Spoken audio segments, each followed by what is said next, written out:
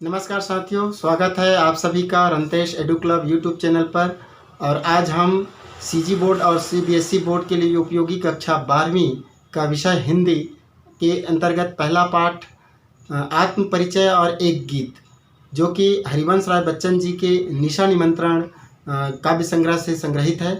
और इस कविता में आज हम एक गीत दिन जल्दी जल्दी ढलता है, इस कविता का भावार्थ और शिल्पगत सौंदर्य समझने का प्रयास करते हैं। साथियों, इस कविता में कवि ने समय को परिवर्तनशील बताया है कि किस तरह से समय जल्दी से व्यतीत होते जाता है।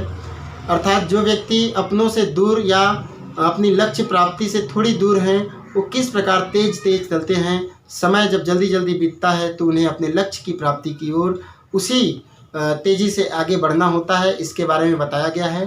प्रथम पंक्ति में एक राहगीर अर्थात पंथी के बारे में, जो अपने मंजिल तक पहुंचने के लिए कहीं देर ना हो जाए, रात ना हो जाए, इसलिए वह जल्दी जल्दी अर्थात तेज़ी से चलने का प्रयास करता है। तो दूसरे पंक्ति में जो पशु पक्षी हैं उनके मनोभाव का वर्णन कवि ने प्रस्तुत किया है। और अंतिम पंक्ति में अपने प्रेयसी या प्रिय से दूर रखने वाले एक मानव स्वभाव और उसकी पीड़ा को व्यक्त करने का प्रयास किया है। तो पहले पंक्तियों के जैसे छंद रुबाइयाँ नहीं हैं, लेकिन बच्चन जी की भाषा सरल, सहज, प्रवाहमयी और लयात्मकता इस पंक्ति में भी हमें देखने को मिलता है। तो आइए शुरू करते हैं। पहला पंक्ति कवि बच्चन जी का गीत अर्थात दिन जल्दी जल्दी ढलता है का पहला पंक्ति, यह भी लयात्मकता है। आप अपने से भी स्वर दे सकते हैं।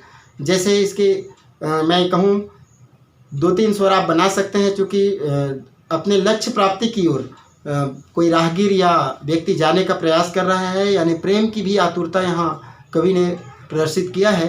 तो हम इसे 2 तरह से भी लय कर बांध सकते हैं। लय में एक तो सामान्य जो विछोह के कारण है, जिसको मैं आपको बताऊंगा, वह है कि हो जाए न पथ में रात कहीं, हो जाए न पथ में रात कहीं, मंजिल भी तो है दूर नहीं, यह सोच थका दिन का पंछी भी जल्दी जल्दी चलता है, दिन जल्दी जल्दी ढलता है, दिन जल्दी जल्दी ढलता है।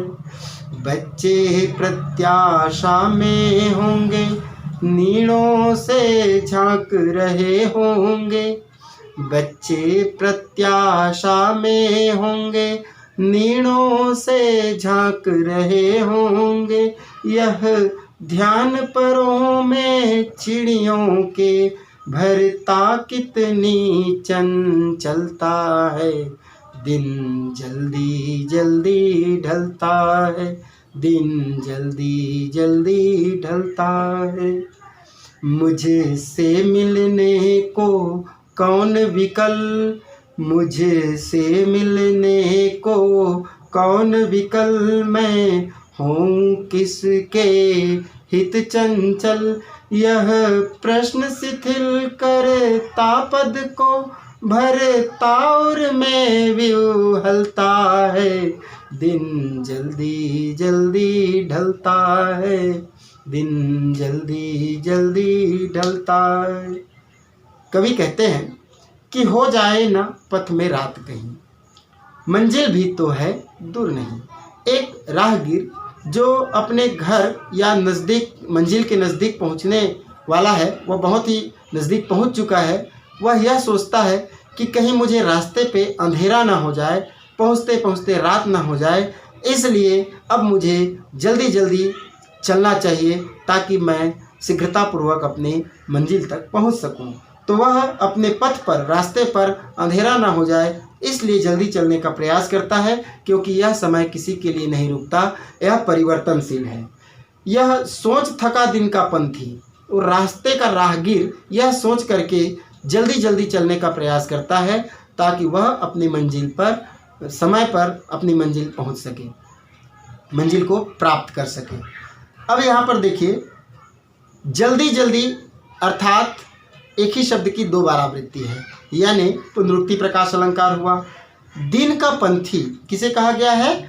सूर्य को। जो सूर्य भी है वह क्या हो रहा है? ढल रहा है, ऐसा माना जाता है। साइंस में आप मत जाइए, हिंदी के हिसाब से आप सोचिए, नहीं तो साइंस में तो कहेंगे कि सर सूर्य तो एक तारा है, वह एक जगह स्थिर है ना, वो हम सब जानते हैं। लेकिन यहाँ पर जब समय व्यतीत होता है तो दिन ढलने पर सूर्य भी वह ढल रहा है, ऐसा सूर्योदय और सूर्यास्त की बात मानी जाती है। तो हम साहित्य के हिसाब से सोचे समझें तो दिन का पंथी यहाँ पर बताया गया है सूर्य को, इसलिए रूपक अलंकार यहाँ पर है। ठीक है। अगली पंक्ति में कवि कहते हैं कि बच्चे प्रत्याशा में होंगे, नीड़ों से झांक रहे होंगे। यहाँ प्राणियों के मनोभाव को कवि ने व्यक्त करने का प्रयास किया है और माँ की ममता का उन्होंने वर्णन किया है कि किस प्रकार एक माँ को अपने बच्चों की याद आती है तो उनके परों में भी जान आ जाती है, उनके पंखों में भी शक्ति और ऊर्जा भर जाती है, नई ऊर्जा भर जाती है। तो देखिए, बच्चे प्रत्याशा में होंगे। प्रत्याशा का अर्थ होता है आशा, उम्मीदें। आशा की आशा प्रत्याशा है, माने अत्यधिक उम्मीद लिए होंगे। और नीड़ का मतलब घोंसला, तो घोंसलों से झांक रहे होंगे। उनकी माँ सोचती है, पक्षी जो सुबह प्रातःकाल दानों की तलाश में अपने घोंसलों से बाहर गए होते हैं, वह शाम को वापस आते समय यह सोच रहे हैं कि यह ध्यान परों में चिड़ियों के, यह ध्यान आने से, याद आने से बच्चों के, कि हमारे बच्चे अपने घोंसलों से बाहर झांकते हुए हमारा इंतजार कर रहे होंगे और वे इस उम्मीद में होंगे, प्रत्याशा में, आशा में कि हमारे लिए माँ खाना लेकर, भोजन लेकर आएगी। यह ध्यान आने से उन चिड़ियों के, थके हारे चिड़ियों के परों में भी नई जान, नई ऊर्जा भर जाती है उनके पंखों में, और वे भी चंचलतापूर्वक, माने तत्परता या तीव्रतापूर्वक या शीघ्रतापूर्वक उड़कर अपने घोंसलों तक पहुँचने का प्रयास करती हैं। इसलिए कवि कहते हैं कि दिन जल्दी जल्दी ढलता है, अर्थात सूर्य जल्दी जल्दी तेज तेज चल रहा है। शाम के समय और भी हमें लगता है कि समय जल्दी से व्यतीत हो रहा है, यह समय परिवर्तनशील है। अंतिम पंक्ति में कवि कहते हैं कि मुझसे मिलने को कौन विकल, मैं हूँ किसके हित चंचल।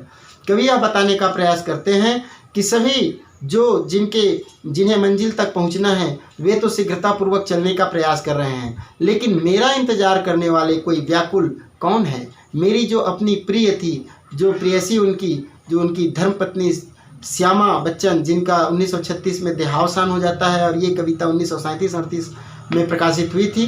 तो इस समय जब कवि ने लिखा कि मेरी जो इंतजार करने वाली थी वह तो अभी इस दुनिया में नहीं है, तो वही व्याकुल होकर कवि कहते हैं कि मुझसे मिलने को भला कौन व्याकुल होंगे। यहाँ पर देखिए प्रश्नवाचक चिन्ह लगा हुआ है, यहाँ प्रश्नालंकार होगा।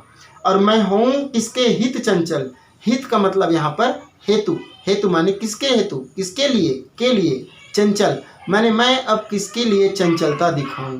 मेरे इंतजार में कौन व्याकुल होंगे, कौन इंतजार कर रहे होंगे मेरे अपने, तो मैं भला क्यों तेज तेज तीव्रतापूर्वक चलने का प्रयास करूं। मेरे लिए कौन इंतजार कर रहा होगा। मैं हूँ किसके हित चंचल, मैं किसके लिए तेज चलूं। फिर कहते हैं यह प्रश्न शिथिल करता पद को। ऐसे मन में प्रश्न आने से मेरे जो पद है पाँव, उसमें भी शिथिलता आ जाती है। शिथिलता का अर्थ होता है धीमा हो जाना, यानी धीमी हो जा रही है। भरता उर में विह्वलता, और मेरे हृदय में, उर माने हृदय और विह्वलता माने व्याकुलता या बेचैनी। तो मेरे हृदय में जो विह्वलता है, विह्वलता का मतलब बेचैनी है, वह बढ़ रहा है कि मैं भला किसके लिए तेज चलूँ। मेरे लिए तो जो इंतज़ार करने वाली थी वह नहीं है, कौन परेशान होगा जिसके लिए मैं तीव्रता या शीघ्रतापूर्वक चलूँ। यह प्रश्न मेरी सोच करके मेरा पाँव धीमे हो जा रहा है। फिर भी यह समय है कि वह हमेशा ढलते जा रहा है, व्यतीत होते जा रहा है, अर्थात समय परिवर्तनशील है। इस प्रकार कवि इस कविता के माध्यम से समय का सदुपयोग करने के लिए समझाइश या संदेश दिए हैं कि हमें यथाशीघ्र अपनी मंजिल तक पहुंचने का प्रयास करना चाहिए, क्योंकि समय निरंतर बदलते जा रहा है, वह परिवर्तनशील है। और उन्होंने कहा है कि प्रेममय जीवन हो और उस जीवन में गतिशीलता हो, अर्थात प्रेम ही जीवन को गति देती है और हम जीवन जीने के लिए आगे बढ़ रहे होते हैं प्रेम की उम्मीदों को लेकर के। इस प्रकार कवि ने समय का सदुपयोग के बारे में इस कविता में बताया है। इस पाठ के प्रश्नोत्तर को आप बनाने का अभ्यास कीजिए। कक्षा 12वीं के प्रश्न पत्र में जो पठित काव्यांश आएगा उसमें कविता का कुछ अंश दिया जाता है और उस अंश प्रश्न पूछ दिया जाता है, उसके भावगत बोध कराने के बाद, भाव आप समझ गए अर्थ को या अर्थबोध आप में है, तो पढ़ करके आप उससे प्रश्न पूछे गए छोटे छोटे प्रश्नों का उत्तर आप दे सकते हैं। कहीं कहीं पर व्याकरणगत प्रश्न भी पूछ दिए जाते हैं, भावगत प्रश्न भी पूछे जाते हैं, तो उनका उत्तर आप उम्मीद है आसानी से बना लेंगे और इस पाठ के प्रश्नोत्तर भी आप बना सकते हैं। तो आप प्रयास कीजिए और मुझे मेरे व्हाट्सएप नंबर पे भी आप उसको सेंड कर सकते हैं या इसमें कमेंट कर सकते हैं। जो भी प्रश्न नहीं बनते रहेगा आप प्रयास कीजिए, आपसे बन जाएगा उम्मीद है। इस प्रकार ये आत्म कथात्मक शैली में कवि हरिवंश राय बच्चन जी की कविता का आपने आनंद लिया। उम्मीद है आपको अच्छा लगा होगा। तब तक मिलते हैं अगली वीडियो में अगले पाठ को लेकर के। तब तक के लिए धन्यवाद। Thank you very much.